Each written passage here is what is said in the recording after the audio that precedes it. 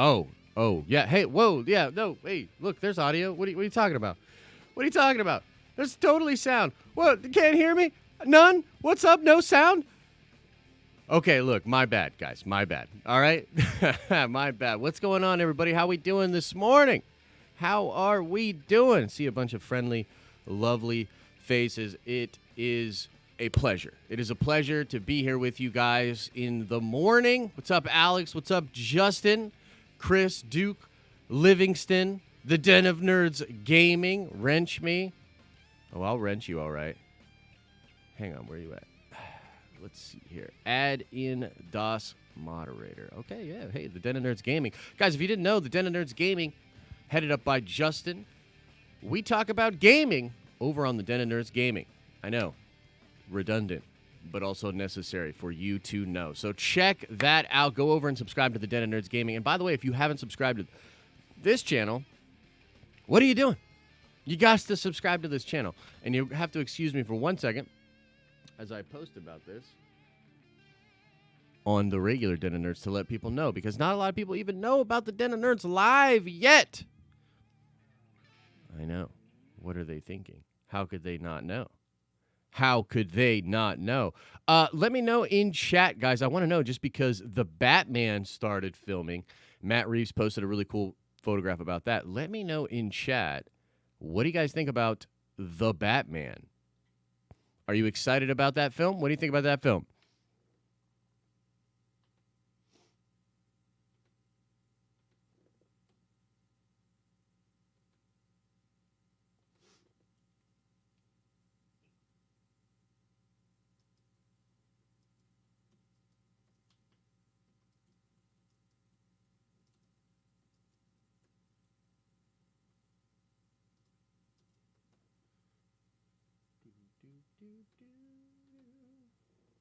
What do you guys think?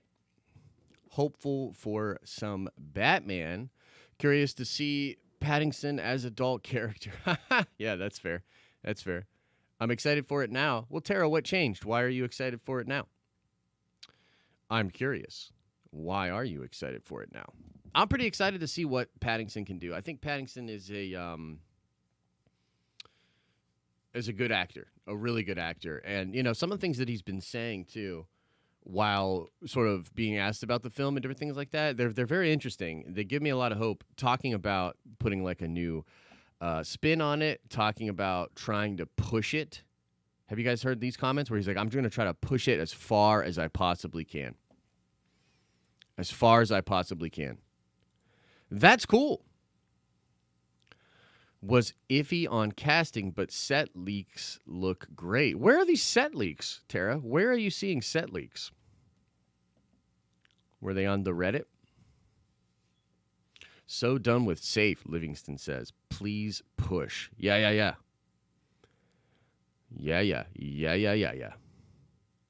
I am interested in where you saw those leaks at, though, because I tell you what, when it comes to Marvel and Star Wars, I'm very good about like following the leaks, following what's going on in the rumor mill and different things like that. But when it comes to DC, not so much. I mean, look, DC was the company that while I was sort of building the brand when it comes to DC, or rather Marvel on the channel, DC was in that state where they were throwing like 1 million logos on the wall, 1 million things on the wall every Comic-Con, talking about all these films that are coming out. And they've just had so much turmoil behind the scenes, right? With AT&T and the merger. Before that, they move people out of place. They bring in James Wan buddies. I forget. I'll find them and send it to you. Not much, because it wasn't in Glasgow yet. Okay, interesting.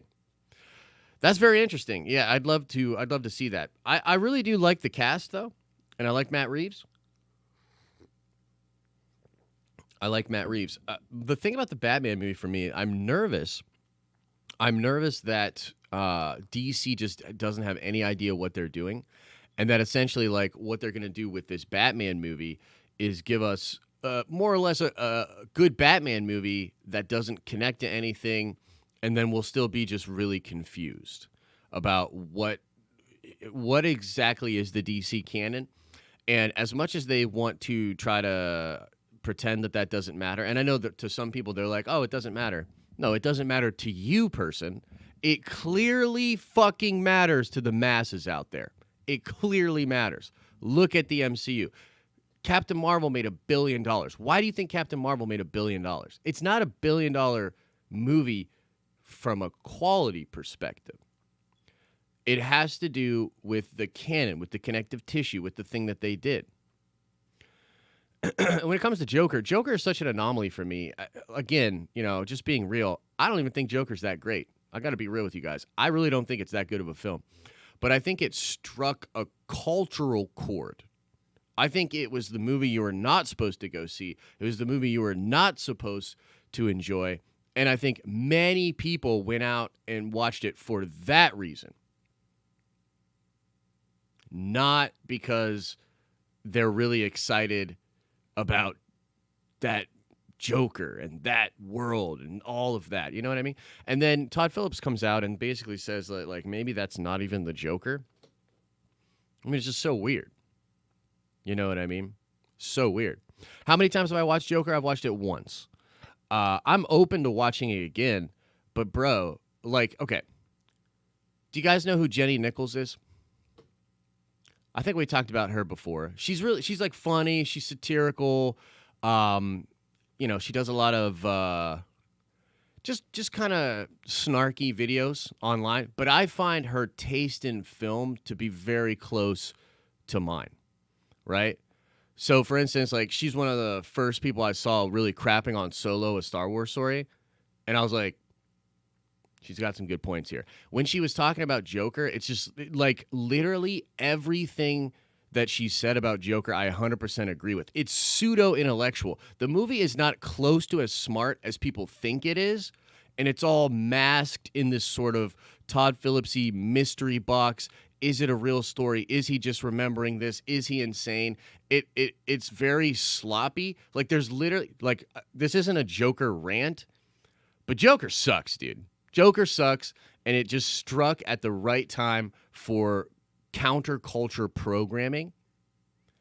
And to be honest, that performance is great. You can't take anything away from Joaquin Phoenix's performance. That is a fantastic performance. But as far as that being a great movie, that ain't it, Chief. That ain't it. So when it comes to Batman, I'm very excited, but I'm also very nervous because it's DC. I'm going to need something. I'm going to need something from DC to just show me that I give a crap. Because frankly, the game has changed. I feel like the game has changed, and Warner Brothers and DC is still playing this old game that isn't really, it's not really doing it anymore. You know what I mean? Even Sony has seemingly figured this out. You know what I mean? Even Sony has seemingly figured out the connective tissue, figured out how to build that in a way that's really enticing. It's enticing. Oh, I know, Tara. I know you love Joker. We could totally fight about it, but look, you're not going to convince me it's a good movie. It's not a good movie. I mean, okay, maybe here's the way I should say it. It's a fine movie, but it is so overhyped, and the fact that it made $1 billion is a joke. It's a joke to me. That movie is not. That's not $1 billion movie. But neither is Captain Marvel. You know what I mean? Neither is Captain Marvel. Captain Marvel is positioned brilliantly within a cinematic universe.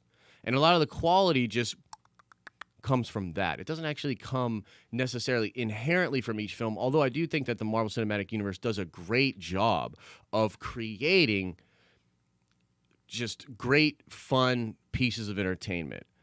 The value, I think, in a lot of ways is in small little moments of character buildup that you figure out and that you get attached to over time. And then it's there's moments in the films, some people dog on the actors in the MCU because the MCU is not really about the actors, right? However, I think it's totally worth it to go out and grab those big name actors for specific moments. There are moments in these MCU movies that are so on another level, and they're just really well acted. You get the best quality of actor to portray these things. The characters are certainly bigger than the actors, but getting great actors for those moments really ties it all together. Captain Marvel was way worse than Joker. I don't even agree with that, Tara. I don't even agree with that. By the way, recently rewatched Captain Marvel. It's not even that bad. It's just really bland. It's just really bland and paint by numbers. Joker is a whole thing. Joker, to me, when I watched Joker, I had that feeling like when I was in film school. I think I told you guys this story. Stop me if I've told you this story. By the way, you can't stop me because I'm alone in the studio today. No producers. When the producers are away, the Josh comes out to play. Let me tell you what Joker reminded me of. This is a real story. This is a fucking true story. I was in film school, and I remember this dude turned in this movie. And it is literally just wide shots, establishing shots of this lake. And then it's him sitting on a bench at the end of a pier. And that's it. And I remember watching this movie, and I'm just like, this motherfucker, because I knew these people, right? I was like, this dude didn't participate. He didn't do anything all semester.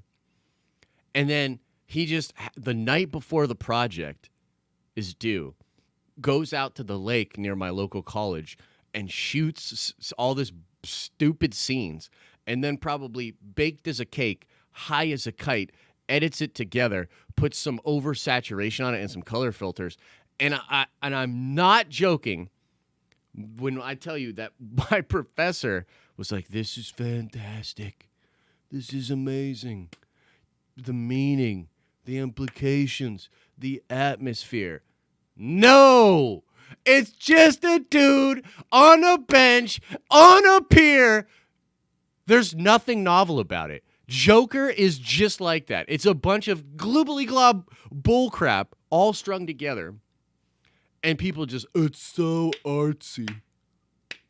It's a fantastic art film. The genre has been elevated. The genre has been elevated. God, that movie's so bad. So bad. I'll die on that hill. I'll die on that hill. Joker ain't that great. Seriously, not that good at all. Have I seen Crisis on Infinite Earths? If so, what are your thoughts? I've seen a couple of the episodes, and just to be honest with you, the CW universe kind of lost me a long time ago. I think it would be like around Flash Season 3, maybe Flash Season 4. It just never, it never evolved for me personally. Like, here's the thing. When I first started watching CW shows, I was one of those people that watched Arrow Season 1. I remember I was in college. I remember sitting with my buddy, my best friend, watching that. And in the first episode, when Oliver Queen snaps the dude's neck and says, no one can know my secret, we were like, whoa, we're off to the races. We're off to the races here. This is dope. But season 1 of Arrow is like a guilty pleasure. It was a guilty pleasure because it's really not that good. It's like soap opera meets like superheroes. And it's okay. Like, it was okay. It really elevated in season 2, and it elevated in season 3. But then, like, the shows never really evolved to their next form, right? They never, like, took it to the next level. And they all started to feel really bland. They all started to blend together and feel very similar. Now, they are kind of procedurals. They are kind of villains of the week. And they've tried different things, but I just think that they never got there, partially because I think Greg Berlanti was sort of creatively handicapped. Like, I think, we know for sure that things that were going on in the movies were affecting him, and now he should have more control with some of the things he's developing for HBO Max. But yeah, those CW shows, they lost me a while ago, man. They lost me a while ago. And it's not that they're bad, it's just that they haven't elevated, right? They haven't elevated. But anyways, guys, plenty of people in here. Let us get into a couple things. There's a couple things I want to talk about. Of course, we got to start with this George Lucas business. this George Lucas. It's the craziest news of the day. Oh, this news is crazy. Woo! News time. Breaking news. This is real crazy. I cannot believe that this is actually a thing, but we have it here. This is coming from We Got This Covered? We got this covered.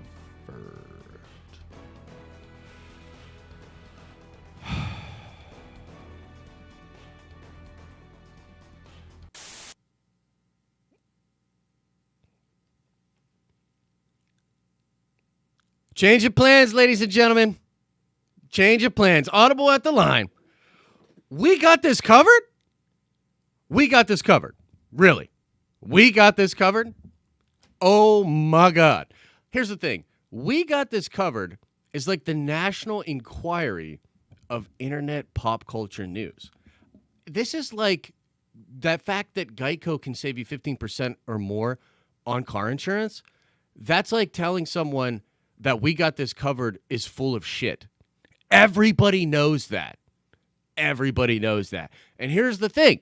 Anybody out there that is taking this story from We Got This Covered and is presenting it to you as though it is actual news, they are either one of two things, 100%. And I know exactly who these motherfuckers are that are doing this. You can YouTube it, you can Google it, they pop up. Because there's only a few people so stupid or so shameless to present to you the We Got This Covered article about George Lucas coming back as though it were anything other than a rumbling fart on the wind. One of two things is going on.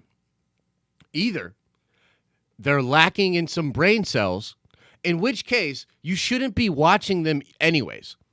If they're that stupid where they can't figure out that honest to God, if they can't figure out that We Got This Covered is garbage tier bullshit clickbait, you should not be watching them on YouTube. Literally unsubscribe, block them, call the FCC, find them at a Comic-Con and slap them in the goddamn face because they are idiots.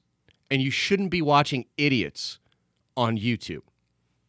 That's number one thing that could be going on. Number two, they're the scum of the earth and they only care about clicks and not credibility. Credibility matters. People that present We Got This Covered, knowing full well that We Got This Covered is absolute horseshit, they obviously do not care about conveying actual information to you. Which, by the way, super interesting in meta point. That's exactly what We Got This Covered does. If We Got This Covered ever gets a story right, which, by the way, they did a whole stream on the Grey Council on Sunday talking about this. There's a member of the Grey Order that literally did this thing and posted it on Reddit. There is literally a tally of all of the scoops that We Got This Covered has talked about in the past couple of years, and their record is like 0%. If they get a story right, it's on accident. It's like last week when the parody account talked about how the Obi-Wan Kenobi series, all those rumors started from a fake tweet. The parody account that made that fake tweet, they just got lucky, right? They put out the fake tweet. And then it just happened that all these stories got the kibosh, which is a whole nother thing because Access Media is trying desperately to protect Lucasfilm's ass on that one. However, that parody account, which, by the way, the real hilarity there is that the parody account took credit for it. Of course the parody account took credit for it. It's a shit-posting parody account. And when that is like what happens with We Got This Covered. If We Got This Covered ever gets something right, and I mean fucking ever, it is because they just got lucky. And I know they tried to tell you guys that, like, hey, this is the same dude that scooped the fact that there was going to be a Lady and the Tramp movie or whatever the hell bullcrap he got. Like, look, a broken clock is right twice a day. Even monkeys fall out of trees. These expressions are meant to represent we got this covered. Even garbage tier clickbait bullshit websites, occasionally, just because they're shotgunning every little thing that they can think of that'll rile people up or get people to click, they will occasionally get something right. And so this story being covered by We Got This Covered actually makes me believe it even less. Even less. So there you go. We had to audible at the line. Can't believe they tried to get me to do the craziest news of the day with a goddamn We Got This Covered click. What is this world coming to? This is insanity. This is insanity. Now, let's talk about this. Let's talk about George. Because there is something to talk about here. I think the reason that We Got This Covered puts that out, which, by the way, here's another thing. Let me just tell you this. If you give a shit about actual information and what's real out there, I know there are a lot of people out there that are like, they have this opinion of Reddit or like this preconceived notion of Reddit, like that, you know, it's bad or wrong or that it's clickbait or it's random and all this other stuff. Guys, if you go to the Star Wars Leaks subreddit, this story from We Got This Covered is literally nowhere to be found. Nowhere to be found. And it's because the mods over there don't even allow, they literally banned We Got This Covered from being a thing that people could literally post on that subreddit about. It's banned. Anything that comes from We Got This Covered, and they did it to themselves, anything that comes from We Got This Covered is absolute horseshit. Now, if it's true completely randomly, completely independent of that scoop. Fuck, We Got This Covered. Honestly. Now, let's talk about George. I've told you guys before that I actually would like if George came back and did have a say in the future of Star Wars. I'm sure that it's a really weird feeling for George, having been a guy that literally almost sold his company because of all the hate and drama that surrounded the prequels. And I know that a lot of people don't necessarily remember how bad it was when it comes to the prequel hate. It's bad, guys. It was really bad. It was like real bad. And it's just crazy. It's crazy to me to think about where George is at as a person, where like he literally has been through so much with the prequels that he literally decides to sell the company. I think partially because of that. And then coming out of the sequel trilogy, you have all these fans wanting him back. And the truth is, I think that just, much of the Star Wars fans and the Star Wars fans' feelings are weird and mixed. I do agree that it would be great to have George come back in some capacity. But if you think for a second that Disney's going to give that man complete creative control, you're crazy. You're crazy. No way, dude. There's no way. In fact, I think Disney is more apt to give a ton of control to Kevin Feige than they would be to give control to George Lucas. It's just the way it is. And you got to ask yourself, like, would George even want to come back? I'm sure that in some ways he would, right? He's a shareholder, and most of the money that he got, the billions that he got for Star Wars when he sold it, is in Disney stock. He's one of the he is literally one of the biggest shareholders of Disney stock that there is. I think Rupert Murdoch is a little bit above him now because of the Fox deal, but it's like George, Rupert Murdoch, they own a lot of the stock, right? And there was a clause in the contract where George was not he was not supposed to disparage the sequel trilogies. The sequel trilogy films, the new Star Wars movies, he's not supposed to disparage those movies. This dude literally gets on with Charlie Rose and literally calls Disney the white slavers. So if you think George is super concerned about the stock price of Disney or the perception of Star Wars, I just don't see it. Homie didn't even show up for The Last Jedi, the premiere. He didn't show up for the Episode 9 premiere. And I saw some people out there saying, like, George Lucas is on record saying he liked The Last Jedi. Please find that for me if it's out there. I do not think it is. I think you're lying. I think you probably work for We Got This Covered. And I think that, unfortunately, the reality is that if George comes back, it'll be in a consultant role. Now, here's the thing. I think it's a great look for Disney to get George in a room and with maybe Dave Filoni, with Jon Favreau, and then they all try to figure that out, right? Figure out what the future is. But it can't be, like, George just has to be there to, like, well, here's the way the Force would work. Here's this and that, just to have input. He cannot necessarily, I don't think he can be the guiding force. This was in Bob Iger's book.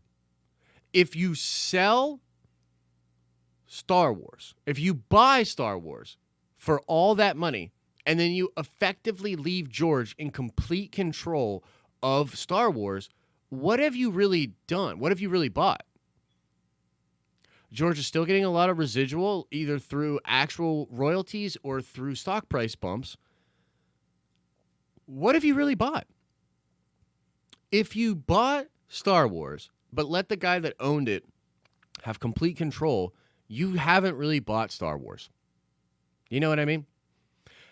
I think that though fans would like George to come back, I do not think that's going to happen. I do not think it's going to happen in any major capacity.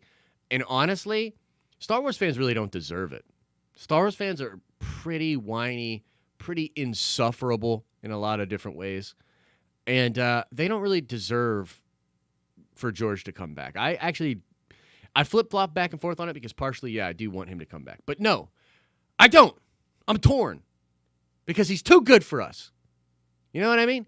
Just stick to your flannel shirts and your New Balance shoes and your plushy life, George. Don't come back into this mess that is Star Wars. But then again, as a fan, I do kind of want him to come back. So the story is total bullshit. There's zero truth to it. I do think there's something going on with Star Wars. There's definitely something going on with the leadership. There's something going on with changes coming. And will George possibly be involved with that? Sure. But is he holding out until he gets complete creative control? I think that's stupid. Would Disney give him complete creative control? Absolutely not. And all the people that are spreading that around, they're the We Got This Covered of YouTubers, if they're spreading that around. For real, for real. Like, that's the way it is. Things will never be the same. But anyways, guys, let's why don't we shift into a little bit of Q&A? How long have we been going here? I don't even know. But we could get into some Q&A. If you guys want to do a little Q&A here for the morning stream. Oh, we've only been going for a half hour? Oh, we got time, baby. We got some time. So we could go, here's what we could do. You guys let me know in chat what you want to do. We could go Q&A for a half hour, or we could talk about the Rebels rumor. Don't give it to Feige. Feige needs to focus on the MCU. I mean, I think there's a lot of stuff going on in the MCU, and he obviously does need to focus on that. But I think the MCU is almost on rails. I really do. I think it's like kind of on rails. I don't know how actively engaged Feige has to be in any of that. He's got this team of lieutenants. Like, first of all, like, he's got such great people around him. That 8 or 10 people that he brought out to New York Comic Con last year, they were incredible. They're just incredible people. Like, from his casting director to his set location director, the different like writers and editors, and the people he has around him are absolutely fantastic. And it's not like he's making these movies frame by frame. I think his job there is not as, I mean, don't get me wrong, it's super intense, and I think right now, particularly, it's pretty intense because he's trying to figure out how to work in the Disney Plus, with the MCU, navigate the Spider-Man deal, get the X-Men and the Fantastic Four to come in. But I don't think he's, like, alone in all of that. My honest opinion is that I believe it would be great if he came as a consultant with Jon Favreau. If Jon Favreau is the person that's taking over Star Wars, I really do think that it would be great to have Feige come over as a consultant to work with Jon. That would be great. Let's see here. Let's get into the chat a little bit. Some people say, Rebels. Show some love for Taika. Dude, Tara Zahn is the biggest Taika Waititi fan that I've ever seen. It's crazy. I think, Tara, correct me if I'm wrong, you have a Taika tattoo? A Taika tattoo? That's pretty cool. Let's see here. Give Star Wars to Favreau. Where are those likes at? Oh, yeah, guys, drop some likes on this video. If you could do me a favor and drop some likes on this video, it will help push this video out. We got to grow the Den of Nerds Live. Look, Den of Nerds Live coming to you guys every morning, 5 days a week. I'm very happy to do this, by the way. I love hanging out with you guys. Isn't it great? Internet friends are the best. But in order to grow this show to be the biggest, most entertaining show on YouTube, literally, I'm coming for all of them. Everybody that streams in the mornings or you're on YouTube, you know who I'm talking about. I'm coming for all of them. We're going to create the most entertaining, engaging show on YouTube. But it starts with you guys. It starts with you guys liking this video. If you don't like this video, I'm probably going to cry and take the rest of the day off. So think about that. Favreau has much more to offer us than just Star Wars. Get out of here, Trinity. Trinity, you're not feeling the Star Wars right now. And I get it, trust me, because like I'm a Star Wars fan. Like I get it, but you just hating, dog. You just hating, bruh. Does Feige have a second-hand man? That I'm not so sure about. Like I said, I know he's got that incredible team. I don't know if he's got a successor or anything like that. But I know he's got a great team. Almost any one of those people could probably step up to the plate. There's that one, I think Trin Tran, is that her name? She's probably the closest. She will definitely. I don't know. Ask We Got This Covered and all the bullshit YouTubers. They probably know. But maybe Trin Tran is the producer to take over. You know what I mean? You know what's the hardest part? Honestly, here's the thing. Here's the truth. I don't think that it would actually be as challenging as some people think to replace Feige as far as a creative. But the one thing that I don't think you can replace Feige at is the way he knows the audience. The way he knows the audience and the way he speaks to the audience and the way he teases things, the way he warps production to have things ready for Comic-Con. He cuts together little trailers. He's a master of building hype and knowing his audience. I don't think we'll ever see anybody as good as him at that. But he will eventually probably take over for Alan Horn, and he will be doing that same thing that he does brilliantly. Victoria Alonso is. I hope you're not being truthful there, Trinity, because isn't she the one that said we don't like X-Men? Isn't she all like it should be X people? Because that's kind of frightening to me. I got to be honest. Yeah, that's kind of frightening. But yeah, I don't think you're ever going to see a replacement for Feige in that sense. But if he does become the Alan Horn, he'll be able to maybe take all of the Disney films, all of them, and sort of try to create that same hype building thing with them. That would be dope. I would look forward to that. You know what I mean?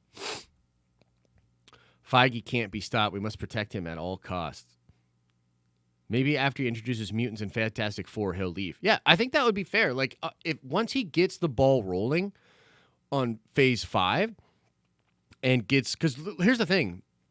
From what I've heard, almost everything in Phase 4, and I mean almost everything in Phase 4, will be 100% done shooting by the end of this year. Everything. So everything that comes out next year is really going to be on rails. You know what I mean? And then they start prepping for 2023, or rather 2022. But 2022, we already know. Which, by the way, go back and check the clips, folks. Check those motherfucking clips. What did your boy tell you was coming out in 2022? Before they were announced. Way before they were announced. I said, probably Black Panther 2, probably Captain Marvel 2, and maybe an ensemble film of some kind, maybe Avengers, maybe something else. That's what I would do. I'd go from your billion-dollar franchises that are the new Avengers and then go right into maybe a new Avengers type film. Crossover. That's what I would do. What do we just find out? Well, not only do we know that they are both coming out in 2022, but we know the dates. Once again, your boy was right about them dare films. X Creatures? That would be cool. Yo, Trinity, we got to do a video about that or something. I got to look into this Victoria Alonso chick. Because that might be me with, all right, I'm going to head out. You know what I mean? Like, that legitimately might be me going, all right, I'm going to head out. Star Wars Santa in the building. Guys, I know it's only January, but I hope you're being very good online. Star Wars Santa is always watching, and he's putting you on the naughty or nice list already. And if you don't like all of the Den of Nerds videos, you're on the naughty list. It doesn't really matter. You could cure world hunger, but if you don't like the Den of Nerds videos, you're getting cold, bruh. You're getting cold, bruh. You're getting cold. Let me get some of that hot Rebels spooge. Okay. Okay. So here we go. The rumor is that there will be a sequel to Rebels, and that the sequel to Rebels will actually be coming out later this year. Now, there's been a couple of leaks about this. I actually can't confirm any of this, and I think it would be great if true, but wouldn't your boy Dave Filoni have been busy working on Clone Wars Season 7? Like, when did he have time to do this? If there's really a Rebels sequel, when did Dave Filoni have time? Was it in between his directorial live-action debut on Mandalorian? Was it in between producing, overseeing, and promoting The Mandalorian heavily with Jon Favreau? Was it in between the takes where he brought the entire cast and voice acting crew back for Clone Wars and finished the last season of Clone Wars? When did he have the time to do this? I really, if it happened and if it's actually coming out, it would be a great, great secret, a mystery that Lucasfilm hid from us very, very well. But I'm pretty skeptical of it actually coming out. But the rumor is that the Star Wars Rebels sequel is slated for a winter 2020 release date.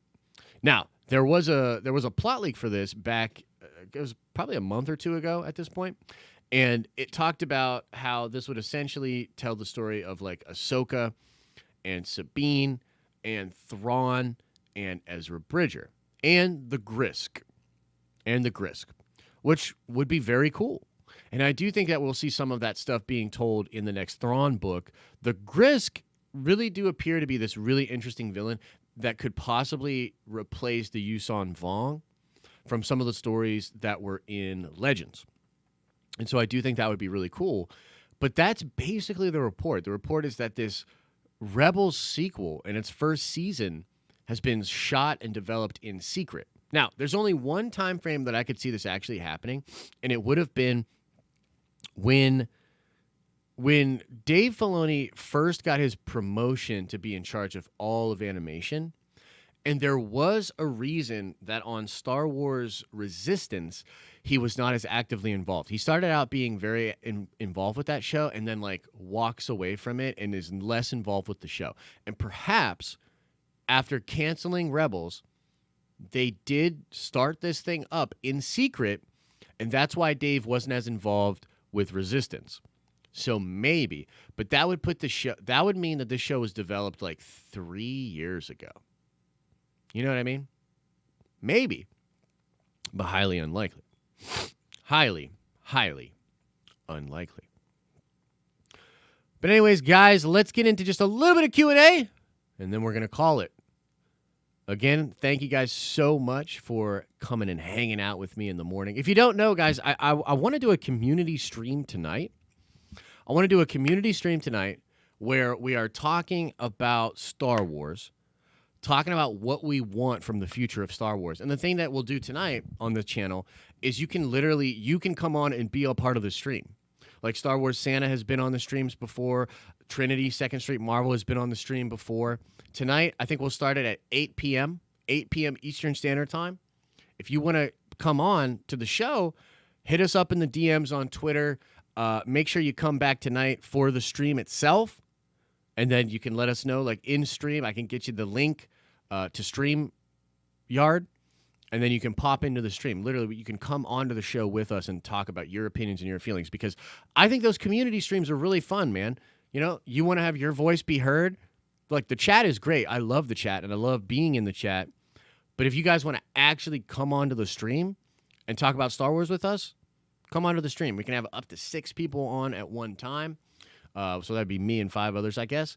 But, yeah, come on back for that. I know a lot of Gray Order people will be coming back for that. That's going to be really fun. Hopefully Second Street Marvel will be there, even though he hates Star Wars right now. So that would be really fun. Also, you got to subscribe to this channel and enable your notifications. But even if you don't, 9 a.m., up early in the morning, talking about nerdy shit.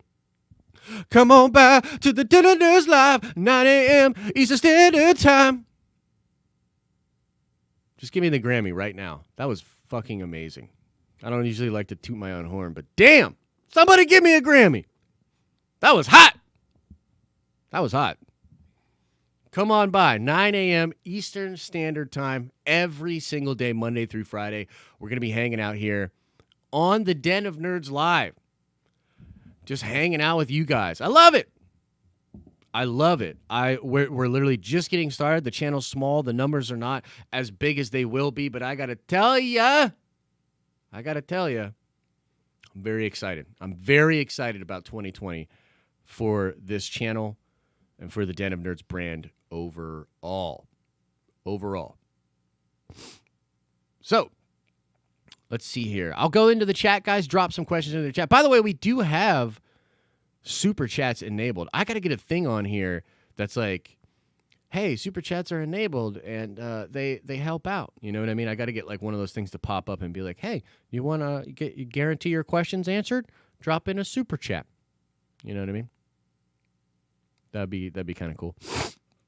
Let's see here. Let's go to Grey Dawn right here. I think Baby Yoda is going to be taken home, and he is not going to become a Mandalorian, even though that would be super cool. Yeah, I agree with that, Grey Dawn. I think he's destined to just go hang out with all the other Yoda peeps. That's what I think. Micronauts would be good micro Star Wars. That could be kind of cool. That would be kind of cool. I'm hearing rumors of an animated sequel of events after the rise of Skywalker, starring Rey and Ben Solo. The problem with that is, Charles Townsend, Ben Solo is gone, gone, gone, gone. Ben Solo's dead and he's never coming back. Literally, he's never coming back. He's never, ever coming back. And anybody that tells you otherwise, they're wrong. Let's see here. Josh and Justin going to start a boy band. Hey, we got the moves. Actually, every time Justin comes over to the studio, which again, he'll be on the show tomorrow, Justin from the Den of Nerds Gaming going to be on the morning stream with me tomorrow, waking his ass up super early and getting him into the studio. But every time he comes over to the studio, we do a dance. You know what I mean? I'm like, okay, how you feeling? He's like, oh, I'm good. I got this going on. I got that going on. I'm like, oh, man, that's cool. But hang on. Before we get started, we got to get the dancing. And we usually start with like a little something like that. And then like we'll have like a slight dance off, you know what I mean? And I'll like spin, give him like those. And then he kind of does like a cool thing, like do the stanky leg or something like that. You know what I mean? So there's already a lot of dancing that does go on in the studio of the Den of Nerds. So why not? Why not? Let's see here. Jonathan, coffee on me today. Enjoy with the $2 super chat. Love it. And I also really love your profile picture. That's kind of awesome. What are you, like a very cool panda? What's that about, man? Real cool panda. You could set up a Streamlabs. You keep more of the profits. Harloff and Campia use it. Yeah, well, that's dope. Thank you for the super chat. And also, yeah, we will set that up. Actually, I think technically it's already set up, but we'll figure that out. Justin, in between our dancing tomorrow, we got to figure out the Streamlabs freaking donation thing. And you know what? I wouldn't mind doing one of those things. Like they've got the robot voice, the Schmobot on that. I wouldn't mind doing something like that, but it'd have to be different. It would have to be sort of branded in the Den of Nerds. There's actually a lot of cool stuff that we're developing for this show. That's going to be really fun. I'm going to get an in-studio phone where we will get phone calls from people like J.J. Abrams, and Kathy Kennedy and George. You know what I mean? It would have been great to have the phone in the studio today and get a call from George. You know what I mean? And have a little conversation with George Lucas live on the air. I think that would be really fun. JJ usually hits me up about the shill checks. I got to tell you guys, look, a lot of people turned down the shill checks for The Rise of Skywalker. It really only left a couple of us out there online to get those shill checks. So the amount of money that I made shilling for The Rise of Skywalker is like, I'm going to buy a boat. I'm literally going to buy a boat and name it the Duel of Fate script blows. You know what I mean? The SS Duel of Fate script sucks. The SS Colin Trevorrow sucks. Whatever. You know what I mean? Just a little bit of spice. You know what I mean? All these idiots that were yelling at me about that, they had no idea how big those shill checks were. The Reylos on Twitter have become so damn annoying. Ben's gone. Get over it. You know what? I gotta tell you, I've got a bit I've been working on. You know what I mean? We did a hot take today talking about the absolute idiots that are presenting the We Got This Covered article as anything but bullcrap. We'll probably clip that and put that out later tonight. I've got a bit I've been working on where we want to roast. I want to do a hot take about the Reylos, but I'm a little nervous. I got to be real with you. The Reylos scare the shit out of me. They do. And there's a ton of good ones. There's a ton of great Reylos. But there's some fucking crazy-ass Reylos. Like, crazy? Crazy to the point of doxing people, of finding people in public. It's getting weird out there. You know what I mean?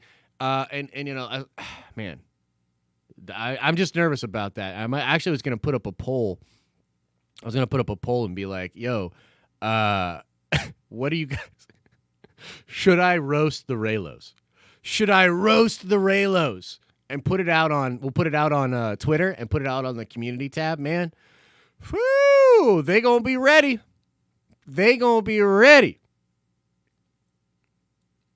Reylos, when it comes to Reylo hate, are like Republicans when it comes to voting. They show the fuck up. They show up. Say what you will about them, they show up. Two Brothers Comics with a super chat. First time viewer, enjoyed the heck out of it. Aw, man. Thanks, bro. Yo, seriously, that means a lot because honestly, the show's at about a 3 out of 10 for what I eventually want it to become. Like I've told you guys many times, this is going to be the most entertaining, engaging show on YouTube. The most engaging and entertaining live stream show on YouTube.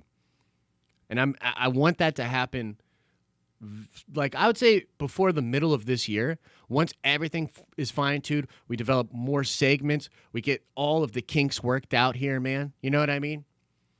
We're going to have the most engaging morning show stream on YouTube. I promise you that. Let's see here. Dylan George comes in with a super chat. Says, I like Ray and I like Ben. Am I a Reylo? Yeah, well, look, here's the thing. This is a tough one. And Ryan above you says, let's roast them and send them down a bottomless pit. Yeet. Yeah.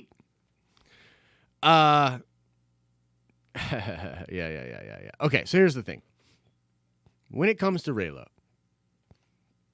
I was once upon a time I thought of myself as a Reylo. I actually think it's kind of hot, the sexual tension between Kylo Ren and Rey, right? I think it's hot. I think it's mysterious. I think it's cool. But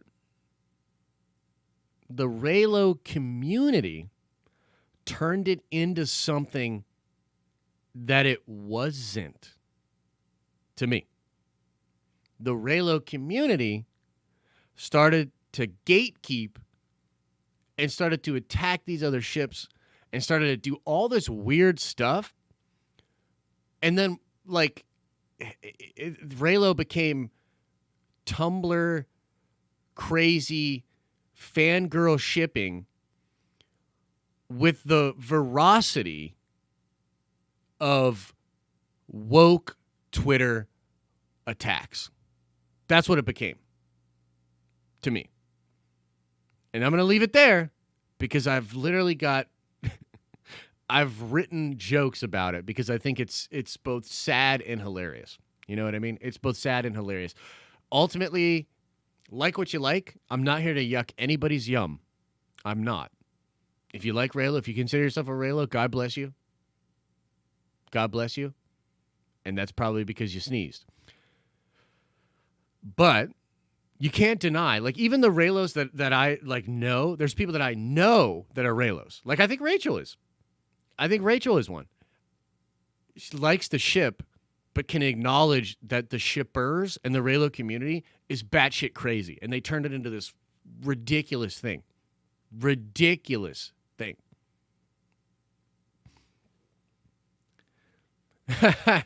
Yeah, they did. They did, Trinity. They turned it into something gross that I wanted no part in. And also, let me tell you this, too. I almost can't escape the Reylo Association. When I was at New York Comic Con this year, I was actually in Artist Alley, and I was talking to a good friend of mine. Actually hadn't seen him in a while. He's from the comic book industry. I used to work in the comic book industry. You know, you'd know if you were a true Reylo because you'd be getting angrier by the moment hearing Josh. Oh, yeah, dude. Bro. Tommy, you got no idea. You got no idea. Like, I'm not afraid. I came out and flamed the Menace. I've got a lot of other people that I'm going to flame. There's only one group that I'm legitimately afraid of for my physical well-being, and that would be the Reylos. But anyways, I digress. I was at New York Comic Con. I'm talking to a comic buddy because I want to get back into comics, man. Here's what it feels like to me. I walked away from indie comics and then achieved sort of whatever you want to call this mediocre internet YouTube fame, right? Let's call it like a 4 out of 10. 4 out of 10 on the internet fame scale.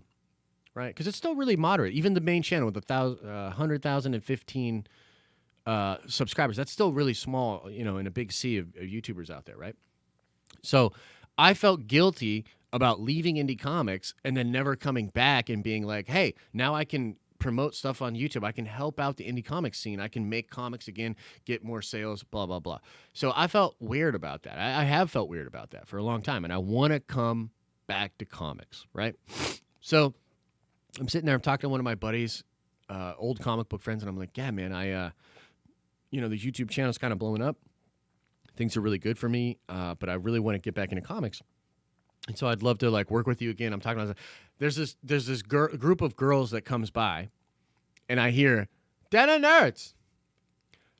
Den of Nerds! And I'm, like, trying to have this conversation, you know, with my friend. And I'm like, Den of Nerds! And it's one of those things where, look, getting recognized is cool. Like, it really is cool, and it's gratifying. Usually, people are really chill about it. Got recognized a lot at New York Comic Con.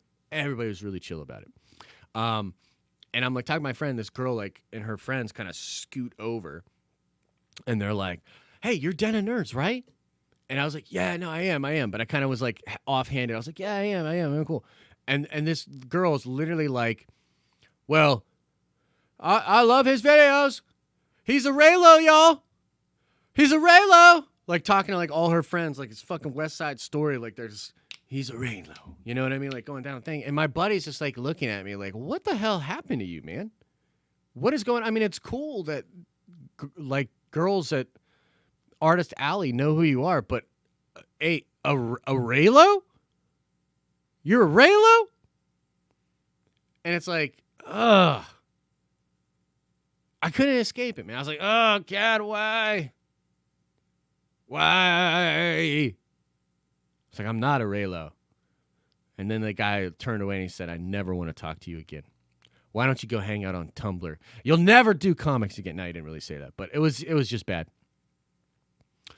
Why separate the channels, Russell? Why ask that question with all caps? I just think... okay, I'll get into the chat a little bit here, guys, and then we outie, okay?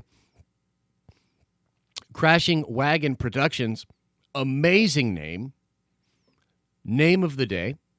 With the super chat says, keep up the good work, my friend. Well, thank you very much, man. Look, honestly, got a great team, got great Patreon supporters. Look, the support that I have on Patreon is incredible. These people are amazing. The hardcore people that are always in here, the hardcore fans, they make it so I'm excited to do this stream every morning. I'm excited to do these videos and talk about these nerdy things. So, I'm going to keep up the good work for sure, but I think people don't realize how much the support they give matters. The support people give, even if it's just coming into the comments a lot. You know what I mean? Just being active in the community, liking the videos, following us on social media. That shit matters, dude. It makes it easy, because sometimes it's not easy, man. Sometimes it's rough to try to do all of this. You know what I mean? But you guys actually are the ones that give me the juice. You know what I mean? So I can't really even take the credit. It's you guys. Trinity says it might be small, but it's a good size in my book. We still talking about channels? What are we talking about here? Let's. Rachel says my relationship with my Reylo identity is complicated, at least. Jacobs, the Phantom Menace, is a hate outrage mob. The Reylos are a cult like fanaticism. Welcome to Star Wars. Yep. Oh, your name's Trinity too? That's interesting. That is interesting. So you can see my comment. Okay, fair enough. Russell, what do you mean by separating the channels? Look, the bottom line is this.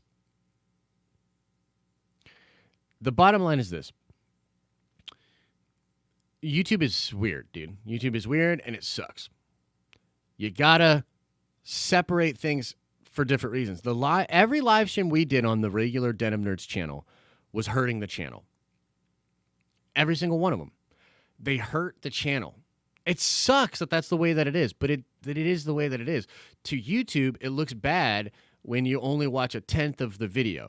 The average view time of a big stream like this, we got like 90 people, 100 people been watching, but it's really like 50 people watching and then a lot of people coming in and out. You know what I mean? Every 10 minutes, there's a lot of people cycling in and out. That's just the way it is. I get it.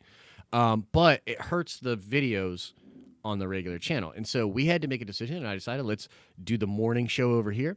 Also, when it comes to the Den of Nerds gaming, the gaming videos, it's hard to build authority for gaming videos with what we have going on the regular channel. And so that's kind of why. That's why you got to break up the channels. That's why you got to do it. What time did I say the stream is tonight? 8 p.m. Eastern Standard Time.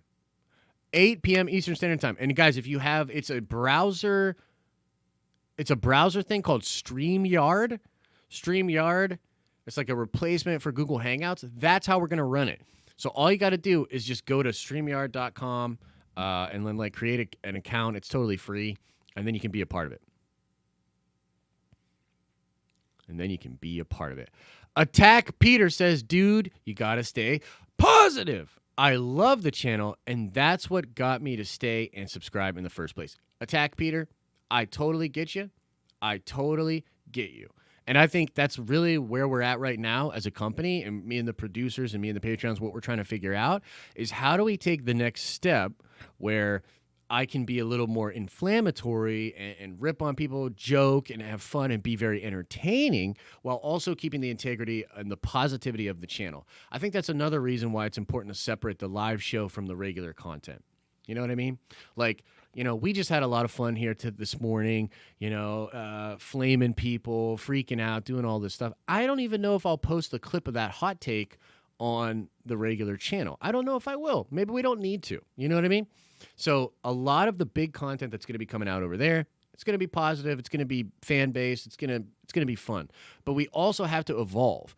I cannot just stay the same Josh that got you to subscribe, Attack Peter. As much as I love and value your support, I can't let that stop me from reaching new audiences, reaching new people, and evolving as a content creator. Everybody that makes content, everybody that does anything artistic, anybody that does this kind of stuff, they have to change and evolve. You know what I mean? I am a positive person. I'm positive on fandom. But fandom's ridiculous. And the internet is wild right now. So we got to play within that sandbox. You know what I mean? So that's where we're at. Let's see here. Got to work, bro. I'll catch you in the morning shows always, though. Thank you, Dylan. Take care, man. I do have a Twitch gaming channel, but we don't use it as much. We might even do gaming on this channel as far as streams.